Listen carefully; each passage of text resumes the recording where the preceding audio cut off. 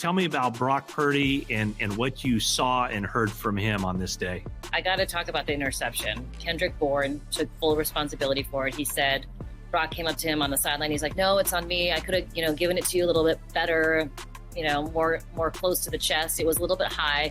But Kendrick Bourne said, "Hey, I've got to focus better when I'm in the game."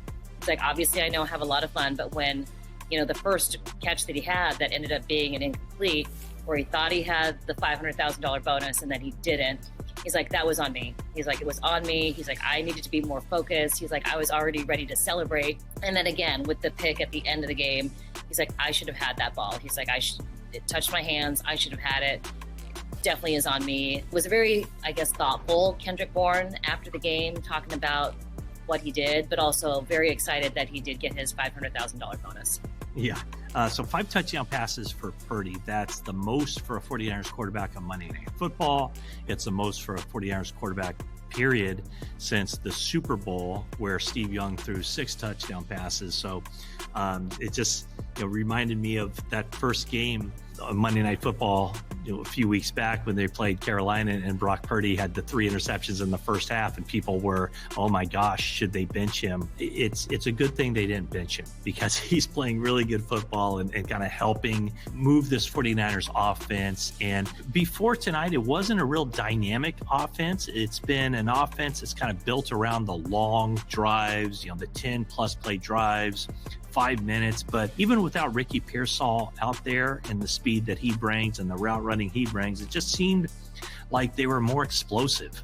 Christian McCaffrey has his longest run of the season. The offense and the passing game picking up big chunks of yards. So it was just a really strong performance, and it looked like the offense was really dialed in as far as finding those mismatches, especially when it came to linebackers on McCaffrey or just the coverage that Kittle was seeing from the Colts. They really were able to exploit some things in that Indianapolis Colts defense. Yeah, and gotta say though, they've got 2 more tough games coming up. The Colts defense is really good, but they are dealing with some injuries in the secondary, so there were, like you said, mismatches. They did take advantage of them, but I think the biggest thing about what everybody in the locker room said about Brock Purdy is that it's just Brock Purdy. This is the same guy that they've known since he was the last pick in the draft and he got thrown into the game. Nothing has changed. Hundreds of millions of dollars thrown at him for being the now franchise quarterback, and nothing has changed. He is, the down-to-earth guy who wants to play good football, is diligent in his study, is diligent in his game prep, and it shows on the field.